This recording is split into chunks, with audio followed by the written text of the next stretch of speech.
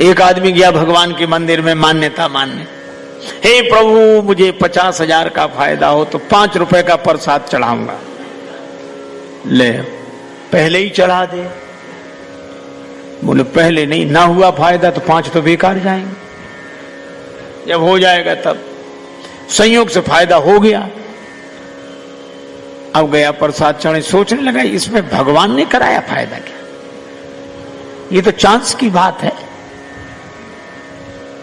फिर सोचा अगर भगवान ने कराया होगा तो फायदा होगा नहीं, चलो चढ़ा देते। लेकिन अब गया, सोचा कितना चढ़ाऊं, 5 के हिसाब से आए तो बहुत हुई है। तो उसने रेखा खींची है और बोला हे भगवान मैं पूरे के पूरे पैसे तुम्हारे चरणों में फेंक रहा हूं, चरणों में चढ़ा रहा हूं, और जो रेखा के उधर गिर जाए सो तुम्हारे, इधर गिर जाए सो हमारे। पर फेंकना तो अपने ही हाथ में था। ऐसी चतुराई से फेंके 2-4 सिक्के उधर बाकी इधर। हाथ जोड़ के बोला भगवान बड़े कृपालु हो, थोड़े से लिए आपने, बाकी सब बटोर कर चलने लगा। उसके पीछे उससे भी ज्यादा होशियार आदमी खड़ा था, वो कहने लगा हे भगवान ये रेखा खींचकर हम अपने और आपके बीच में भेद पैदा नहीं करेंगे, जो आपका सो हमारा। लेकिन एक बात सुनो, क्या? उसने रेखा मिटा दी। हे भगवान आप ऊपर रहते हैं, हे ऊपर वाले ये पूरे के पूरे पैसे ऊपर तुम्हारे नाम पर चढ़ाते हैं, जो ऊपर रह जाए सो तुम्हारे, जो नीचे गिरे सो हमारे। अब बोलो ऊपर तो रहने वाले हैं नहीं। भगवान को दिमाग से नहीं दिल से मानो, और यही कहो कि प्रभु आपने बहुत दिया, इतना दिया।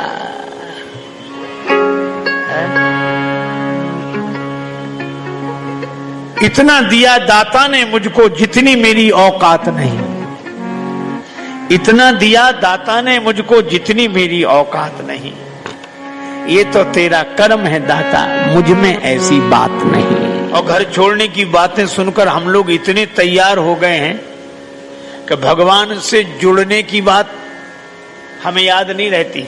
मन को भगवान से जोड़ने की तो बात हम सोचते ही नहीं, हम तो घर ही छोड़ने की बात सोचते हैं। हमारा जोर छोड़ने पे है। अच्छा जो छोड़ते हैं वे भी भैया ऐसे अद्भुत। एक सज्जन हमें मिले, वो जिसने घर छोड़ा गए ही नहीं। मैंने उनसे निवेदन किया, हमने कहा महाराज औरों के घरों में जाते हो कि नहीं? बोले जो बुलाता है सो जाते हैं। हमने कहा जब औरों के घरों में जाते ही हो तो उसी एक घर ने क्या बिगाड़ा था, जो क्या बिगाड़ा था उसने? बोले नहीं नहीं नहीं नहीं वो तो मैं छोड़ चुका, तो छोड़ दिया। और आज मालूम कितने दिन हो गए? आज हिसाब लगा के बताएं, हमें 11 साल 6 महीने 3 दिन हो गए। इतना भी याद है कितना दिन हो गया छोड़े। हम नहीं जाते। तो हमने कहा क्यों नहीं जाते? अरे बोले हमारे सदग्रंथों ने, संतों ने कहा है छोड़ने के बाद अपने घर में नहीं जाना चाहिए, छोड़ने के बाद अपने घर में नहीं जाना चाहिए। तो हमने कहा कि छोड़ने के बाद भी अपना घर। अच्छा सोचो, छोड़ने के बाद भी अपना घर, फिर छोड़ा क्या है? छोड़ने के बाद भी घर अपना ही है। अरे इसका मर्म समझें। कबीरदास जी ने कहा कबीरा खड़ा बाजार में लिए लुकाठी हाथ, जो घर फूंके अपना चले हमारे साथ। जो घर में आग लगाए हमारे साथ चले, मसाल लिए खड़े हैं। तो एक आदमी ने कहा हमें दो मसाल। चला घर फूंकने। कबीरदास जी बोले होश में जाना? बोले हाँ होश में जाना। अपने ही घर फूंकना? बोले हाँ अपने ही फूंकेंगे। बोले तुम्हें पता है? बोले हाँ पता है, जाओ। अब रास्ते में वो सोचने लगा कि अपना घर फूंके हैं, लेकिन मंदिर में तो हम रोज कहते हैं तन मन धन सब तेरा। हे भगवान तन भी तुम्हारा, मन भी तुम्हारा, धन भी तुम्हारा। तो भगवान का है कि हमारा है? और हम फूंकने जा रहे हैं। लौटकर बोला कि महाराज समझ में नहीं आता कि भगवान का है कि हमारा, हम फूंकने जा रहे हैं। कबीरदास जी बोले अब तुम समझ गए, यही फूंकना है जिसे तुम अपना मानते हो उसे भगवान का मानने लगो, यही फूंकना है, हमारा नहीं है। अच्छा, फिर एक अजीब बात है, जब हमारा है ही नहीं तो हम त्यागने वाले कौन होते हैं? हमारा हो तब तो छोड़ें, या हमारा है ही नहीं, है ही भगवान का, तो छोड़ने की जरूरत क्या है? बस ये याद बनी रहे कि हमारा नहीं है, भगवान का है। भगवान कहते हैं, लगभग 40 वर्ष पूर्व की घटना है। श्रीधाम वृंदावन में एक संत घूमते थे। उन्हें देखकर कोई यह नहीं कहता था कि स्वामी जी आ रहे हैं, संत जी आ रहे हैं, बाबा जी आ रहे हैं, ना, वे एक ही बात कहते थे, जज साहब आ रहे हैं। उन्हें देखकर हर कोई कहता जज साहब आ रहे हैं, जज साहब। एक महात्मा ने पूछा कि इनको जज साहब क्यों बोलते हैं? तो उन संत ने बड़ी अद्भुत बात बताई कि पहले ये जज ही थे। दक्षिण भारत के किसी कस्बा नुमा छोटे से शहर में जज के पद पर थे, और उसी शहर के पास एक छोटा सा गांव में रहने वाला एक केवट, वो इतना सरल था, इतना सरल, कोई भी पूछता केवट भैया वो बात कैसी है, तो केवट कहता रघुनाथ जी जाने, मैं तो कुछ नहीं जानता। इतना सरल। लोगों ने उसका नाम रख दिया भोला। कोई कुछ भी पूछता भैया रघुनाथ जी जाने, मैं तो नहीं जानता कुछ, रघुनाथ जी जाने। केवट के 2 बेटे, एक बेटी। बेटी विवाह के योग्य सयानी हुई। बेटों ने कहा कि पिताजी गांव के साहूकार सेठ जी से रुपया उधार ले ले, विवाह के बाद चुका देंगे, हम लोग कमाई करेंगे। ठीक है। सेठ जी के पास गया, 200 रुपए उधार लिया, ब्याज की दर तय हो गई। भाइयों ने बहन का विवाह किया, बेटी घर से विदा हुई पिता के घर के लिए। केवट ने भी घर छोड़ दिया, श्री रघुनाथ जी के मंदिर में ही रहने लगा।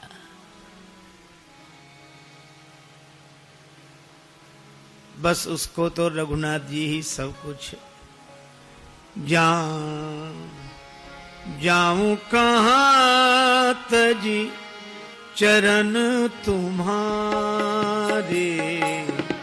जाऊं कहां चरण तुम्हारे, जाऊं कहां तजी चरण तुम्हारे, जाऊं कहां तज चरण तुम्हारे। काको नाम पतित पावन जग, काको नाम पतित पावन जग, केही अति दीन प्यारे।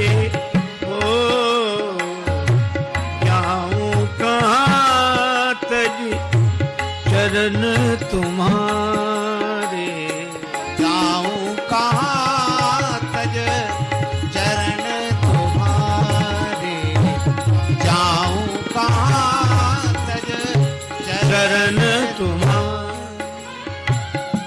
मंदिर में रहता, झाड़ू लगाता, रघुनाथ जी का दर्शन करता, आनंदित रहता। बेटों ने कमाई की, पैसा केवट को लाकर दिया, पिताजी जिनसे उधार लिया है वापिस करें। केवट गया, सेठ जी को रुपया वापिस दिया, ब्याज दिया, सेठ जी ने रसीद लिख ली, हिसाब किताब चुकता। पाई पाई से पैसा प्राप्त। केवट को दी रसीद, पढ़ो क्या लिखा है। केवट बोला मैं कुछ नहीं जानता, रघुनाथ जी जाने। सेठ के मन में पाप आ गया, ये रसीद हमें दे दो, ये कागज हमें दे दो।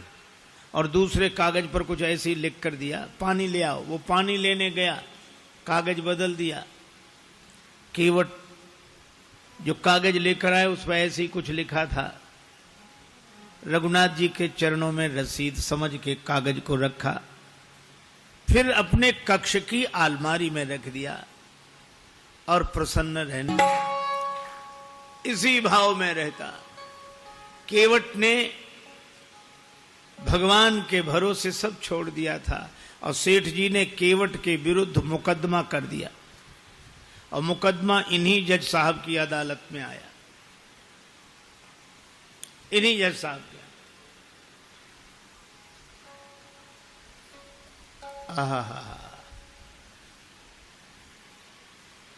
तारीख पर केवट उपस्थित हुआ। जज साहब ने कहा, केवट तुमने सेठ जी से रुपया उधार लिया था? हाँ हुजूर, लिया था।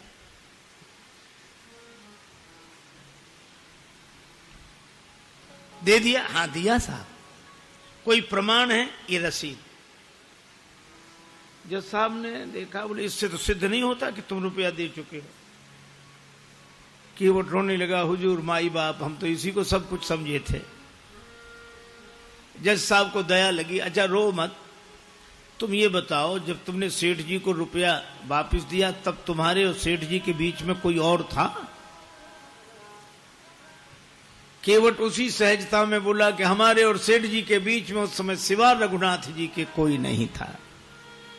उसने लिया रघुनाथ जी का नाम और जज साहब ने समझा रघुनाथ जी इनके गांव के रहने वाले कोई सज्जन होंगे। अच्छा तुम जाओ, अगली तारीख को आना। जज साहब ने अपने खर्चे से सम्मन जारी कर दिया रघुनाथ जी के नाम। अब चपरासी पूरे गांव में घूमे, मजे की बात, रघुनाथ जी नाम का कोई आदमी नहीं था वहां। किसी ने कहा रघुनाथ जी का मंदिर जरूर है। चपरासी बोला वही बताओ। मंदिर पर गया, पुजारी जी बाहर बैठे सीताराम सीताराम सीताराम सीताराम सीताराम कर रहे थे और जो चपरासी ने देखा, पुजारी जी से बोला रघुनाथ जी का मंदिर यही है? पुजारी जी बोले हाँ। तो ले लो। अब पुजारी जी ने जो देखा कि सम्मन, मन में सोचने लगे जब भगवान ने मंगा ही लिया है तो हम वापस काहे को करें। हस्ताक्षर पुजारी जी ने कर दिए। चपरासी समझा कि यही रघुनाथ जी हैं और सम्मन रघुनाथ जी के चरणों में रखते हुए पुजारी जी ने कहा कि वाह प्रभु क्या लीला है, भक्त जो न कराएं सो थोड़ा। आपके लिए मुकुट कई बार आया, पोशाक कई बार आई, हार कई बार आए, अरे पैजनी करधनी कई बार आई होगी, लेकिन सम्मन पहली ही बार आया होगा। केवट से कहा कि तूने रघुनाथ जी का नाम क्यों लिखा दिया वहां? केवट बोला जब सब जगह रहते तो वहां भी थे, झूठा काहे को लिखा दिया। अब रघुनाथ जी जाने। हरि बिन संकट कौन निवारे, हरि बिन संकट कौन निवारे, हरि बिन संकट कौन निवारे, हरि बिन संकट कौन निवारे। साधनहीन मलिन दीन में जाऊं कहीं के द्वारे, या अनाथ की लाज आज रघुनाथ जी हाथ तुम्हारे, रघुनाथ जी हाथ तुम्हारे, हरि बिन संकट कौन निवारे।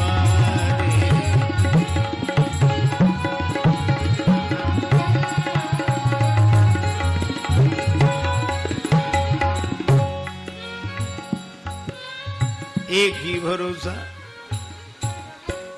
जाएगी लाज तुम्हारे, जाएगी लाज तुम्हारे, नाथ मेरो कहा बिगड़े गो, जाएगी लाज तुम्हारे।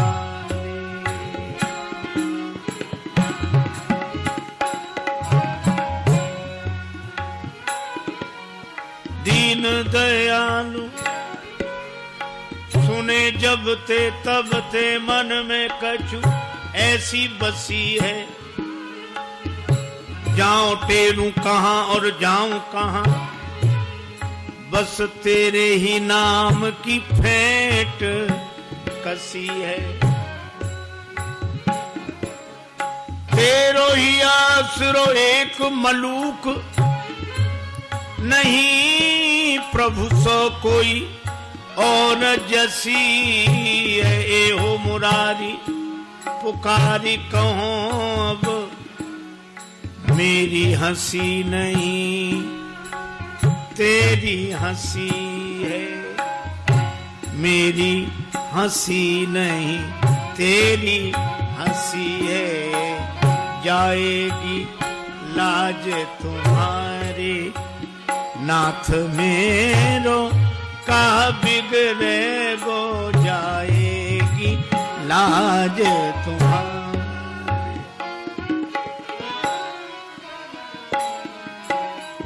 वह निश्चिंत रहता है। अब राम जी जाने मंदिर में झाड़ू लगाए तो रघुनाथ जी की तरफ देखे, बर्तन मांजे तो रघुनाथ जी की तरफ देखे, जीवन ऐसा बस राम जी के चरणों में समर्पित। तारीख के एक दिन पहले पुजारी जी ने कहा, केवट जाइए जरूर, उसका आपके अलावा और कोई नहीं है। कहा जाए इनकी बैठक में रखा हुआ रजिस्टर मंगाया जाए, उस रजिस्टर में वो रसीद अब तक सुरक्षित है। सर्वांतरयामी भगवान से क्या छिप सकता था। चपरासी को भेजा गया, रजिस्टर मंगाया गया और रसीद मिल गई। सेठ जी दंडित हुए, केवट भाई जित बरी हुआ, गवाह महाराज तो चले ही गए थे।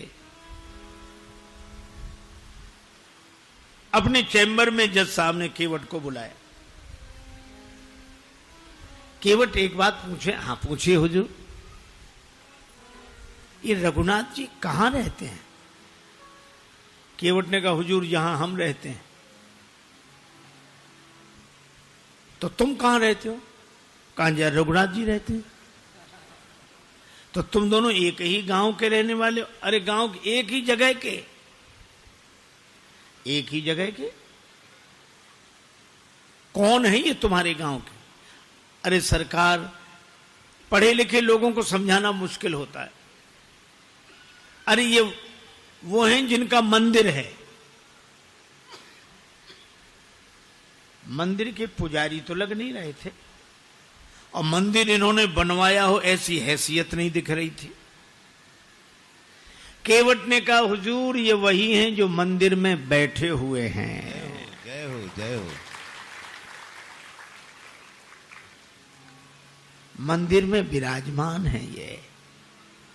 अब जज साहब चौंके, चपरासी को बुलाया। चपरासी कांप रहा था। हुजूर जिस आदमी ने हस्ताक्षर किए थे वो ये नहीं था। जब सारा रहस्य पता लगा तो जज साहब रोने लगे। रोते रोते बंगले पर गए। लोगों ने पूछा क्या बात है, रो क्यों रहे हो? तो उन्होंने यही कहा, शुक सारद नारद शेष गणेश, सुख सारद नारद शेष गणेश, के नहीं ध्यान में आते रहे, सोई आज विनीत अदालत में, केवटा के गवाह कहाते रहे।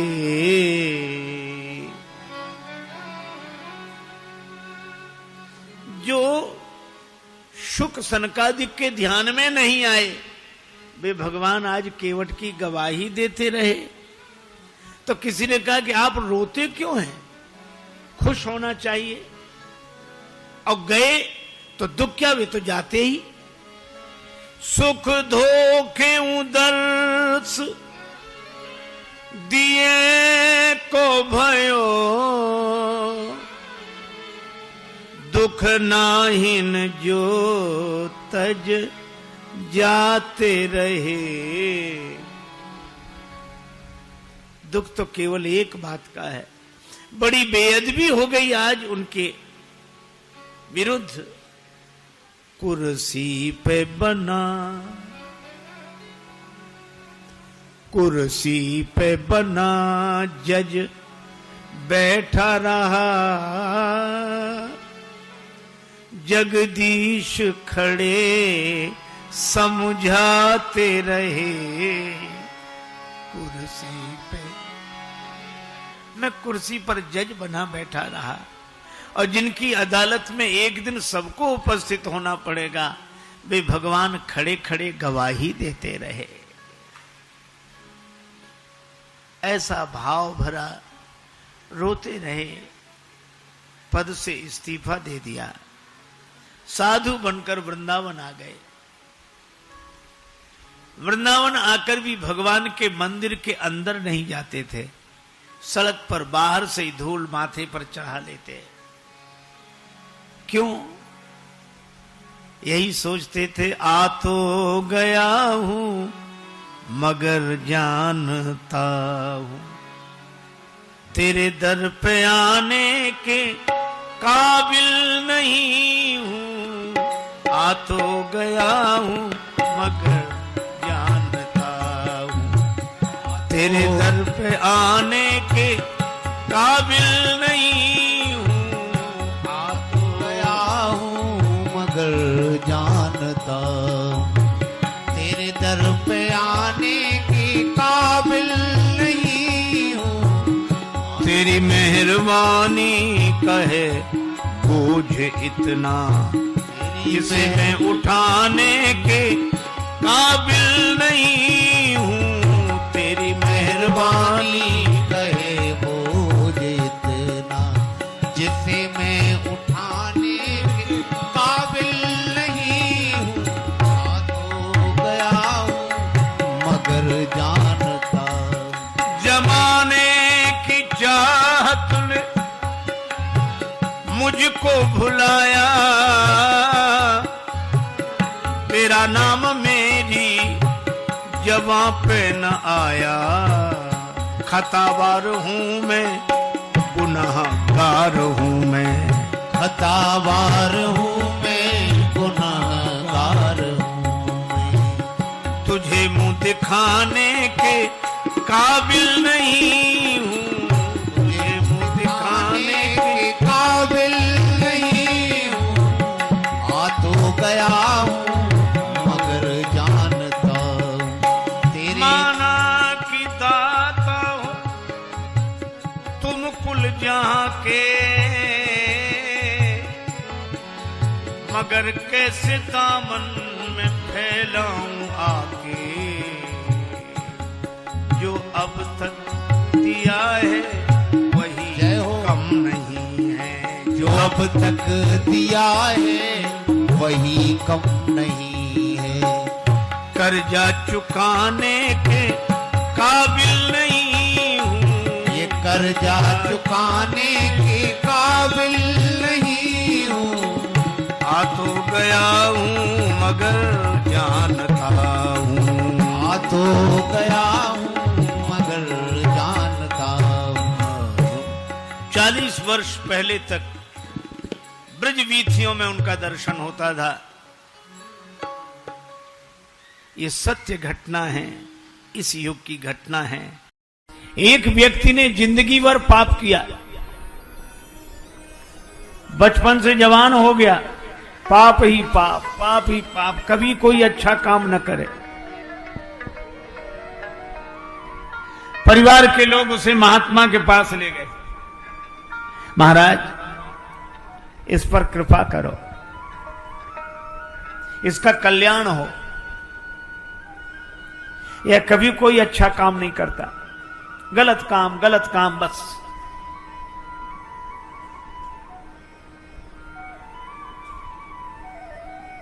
महात्मा ने कहा कोई बात नहीं, हमारे पास छोड़ दो। महात्मा ने उससे कहा कि तुम हमारे साथ रहोगे? बोला साथ रहने में कोई आपत्ति नहीं, पर हमसे भजन के लिए मत कहना। महात्मा बोले क्यों? तो कहने लगा कि भजन की बात सुनते ही हमें सिर दर्द होने लगता है। हम भजन नहीं कर सकते। महात्मा बोले मत करना भजन, तुम हमारे पास रहो। बोला दूसरी बात सुनो, हम जो करेंगे उसमें रोकना नहीं। महात्मा बोले नहीं रोकेंगे, तुम्हें जो करना हो वह करना। बोला तब तो आराम से आपके साथ रहेंगे। और रहने लगा वो। महात्मा से मित्रता हो गई, उसे जो मन में आवे सो करे और भजन करे नहीं। एक दिन महात्मा उसे ले गए वन में, वह भी घूमते घूमते साथ गया। महात्मा ने कहा कि देखो तुम्हारा हमसे प्रेम है तो एक काम करो, क्या मेरे कहने से एक बार राम कह दो। बोला इससे क्या फायदा? महात्मा बोले फायदे की मत सोच, तू तो राम राम कहे। हम लोगों की आदत है, कभी किसी से कहो कि भैया भजन किया करो, राम राम किया करो, तो लोग तुरंत क्या कहते, इससे क्या फायदा? अच्छा रामायण पढ़ा करो, क्या फायदा? एक महात्मा बार बार कहते भैया राम राम किया करो, तो सामने वाला कहे क्या फायदा? रामायण पढ़ा करो, क्या फायदा? महात्मा परेशान हो गए, तो उन्होंने उससे कहा कि तुम तमाकू खाते हो? बोले हाँ खाता हूं। बोले क्या फायदा? बीड़ी पीते हो? बोले हाँ पीते हो। बोले क्या फायदा? बोले ऐसे तो हमने सोचा ही नहीं। महात्मा बोले इतने तुम गलत काम करते हो बिना फायदे की सोचे, तो एक राम नाम ही मिला है जिसके लिए फायदा सोचोगे? क्या बिना फायदे की सोचे राम राम नहीं कर सकते? इतनी चीजें करते हो बिना फायदे की सोचे, तो राम नाम भी बिना फायदे की सोचे करो।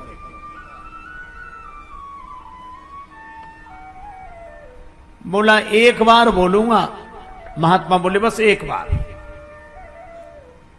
वह बोला राम। महात्मा बोले बन गया काम।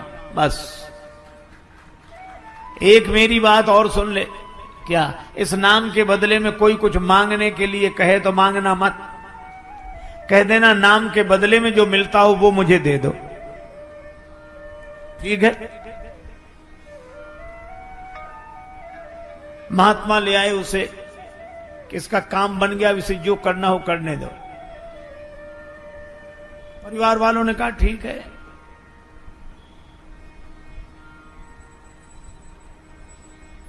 महात्मा चले गए, वो अपने घर रहने लगा, मनमाने काम करने लगा। लेकिन एक दिन जब वो मरा तो लोग गए कि ये मर गया मर गया। यमदूत उसे यमलोक ले गए,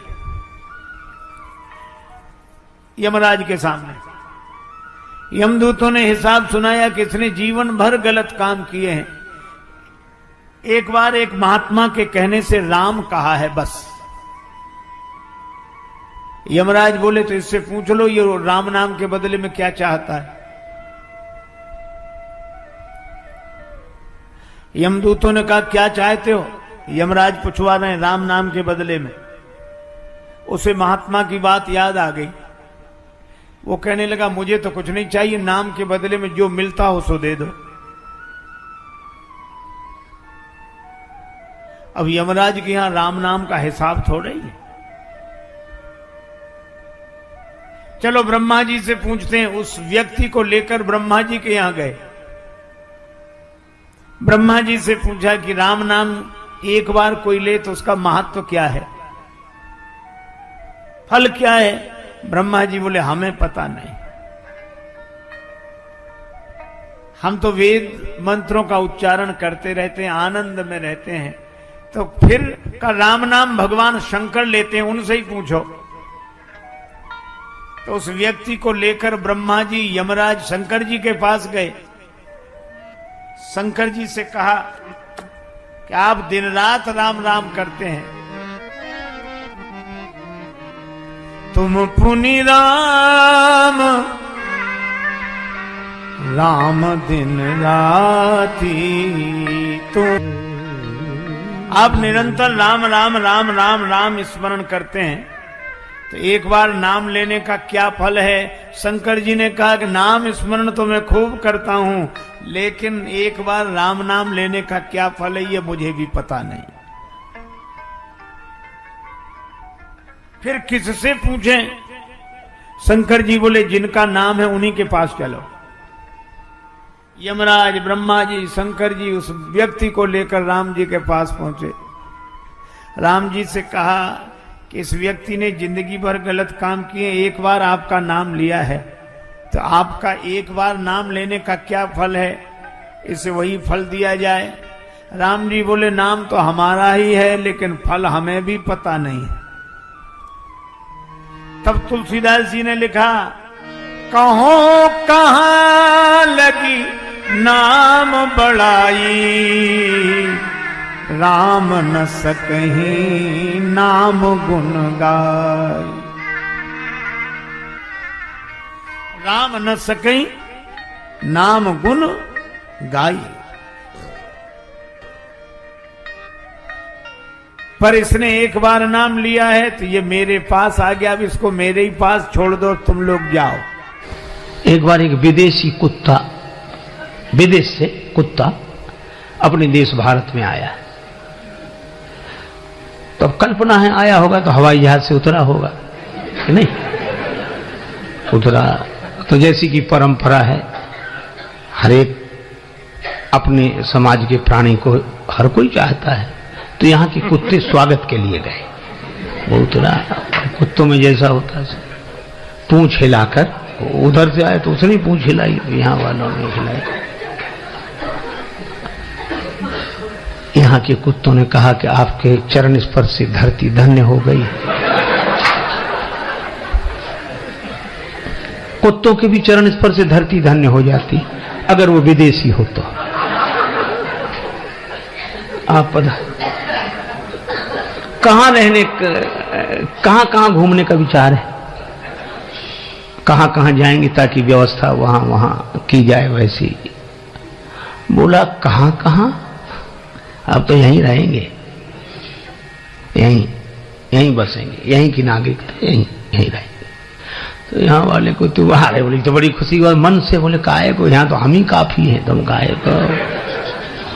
लेकिन उन्होंने कहा कि तुम्हारा स्वास्थ्य तो अच्छा दिखता है, तो जहां जिस देश से आए हो क्या वहां खाने पीने की सुविधा? अरे यहाँ से बहुत अच्छी सुविधा खाने पीने की, वहां जलवायु क्या कहने, वहां का जलवायु बहुत अच्छा। कहा जब तुम्हारे वहां सब कुछ अच्छा है तो यहीं क्यों रहना चाहते हो? बोला एक कारण है। क्या? बोले खाने पीने को वहां अच्छा, जलवायु वहां अच्छा, फिर यहाँ क्यों रहना चाहते? बोले एक ही कारण है। क्या? बोले भौंकने की उतनी सुविधा वहां नहीं है जितनी यहाँ। जो मन में आए जो समझ में आवे। इन राजाओं से धनुष तो हिला नहीं, काम तो इतना बनता नहीं। ले उछड़ा ऐसे ही, सीता जी को छुड़ा लो, पकड़कर दोनों भाइयों को बांध लो, जनक जी सहायता करें तो उनको भी युद्ध में जीत लो, वहीं बैठे रहे, हिले तक नहीं अपनी जगह से। अच्छा छीनने की वृत्ति क्यों आई? छुड़ा लो। कर्तव्य का पालन करें तो उपलब्धि होती ही है, कर्तव्य का पालन जिनसे नहीं होता वो छीनने की वृत्ति आ जाती है। ऐसे छीन लो, इसे छुड़ा लो, ऐसे। अब राम जी तो चुप, लक्ष्मण जी को बड़ा क्रोध आया। भूप वचन सुन इत उत तकहीं।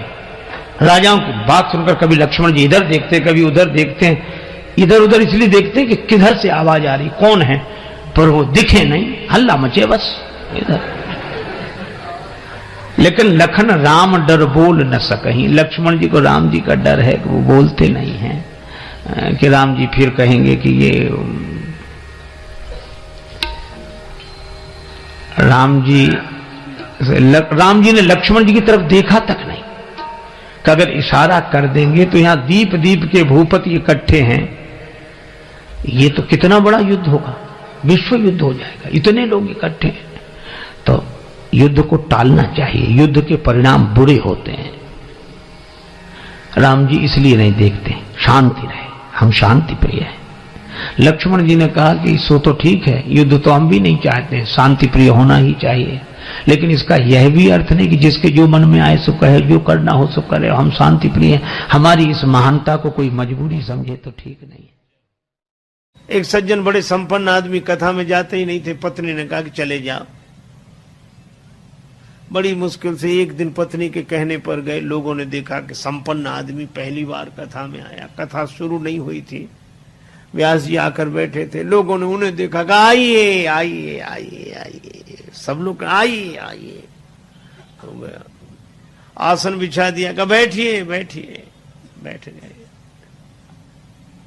कथा शुरू हो इसके पहले ही जाते ही नींद जुड़ाई हुई, सो गए।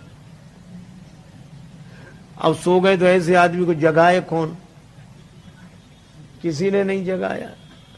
कथा पूरी हो गई, व्यास जी भी चले गए, सब श्रोता चले गए। अब वही आदमी बैठा था जिसकी दरी बिछी थी, तो उसने धीरे से जगाया, बोले जाइए, कथा हो गई। हाँ हो गई, बड़ा आनंद आया, बहुत आनंद। घर पहुंच गए, पत्नी ने कहा कथा सुनी? हाँ सुनी, पर वहां 3 तो शब्द, आइए बैठिए जाइए, बस। पत्नी ने कहा अभिमानी आदमी है, दोबारा जाएगा नहीं। कहा ये तुम्हारे लिए मंत्र हैं, कल फिर जाना। तो अपने कमरे में जाकर बैठा, नींद नहीं आ रही थी, कथा में सो के आया था, घर में कैसे नींद आवे। बिजली बंद कर दी, अब लेटे, नींद बैठ गया। पत्नी ने कहा ये मंत्र है, तो मंत्रों का जब करे तो बार बार कहा आइए बैठिए जाइए, आइए बैठिए जाइए। अंधेरा था, घर में घुसा चोर। चोर ने जैसे ही प्रवेश किया, ये बोला आइए। चोर ने कहा किसने देख लिया? तो चोर दबे पांव पीछे खिसकने लगा, तो ये बोला बैठिए। अरे बोले इसने पहचान लिया। तब तक चोर भागा, और भागा तो ये बोला जाइए। चोर ने समझा, पहचान लिया, पकड़वा देगा कल। तो चोर दौड़ा दौड़ा आया, इसी के चरणों में गिर गया। चरण पकड़ ली, जो रुपया पैसा लाया था सो चढ़ा दिया, मुझे बचा। ये घबराया कि मंत्र इतनी जल्दी सिद्ध हो गए।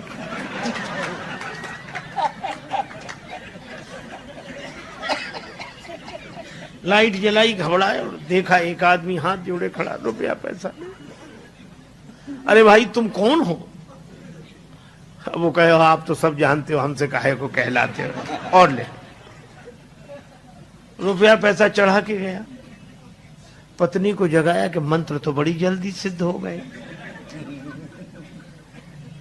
पत्नी ने पूरी बात समझकर कहा कि भगवान की असली कथा से ये झूठे शब्द ले आए, और असली चोर तुम्हारे शरणागत हो गया।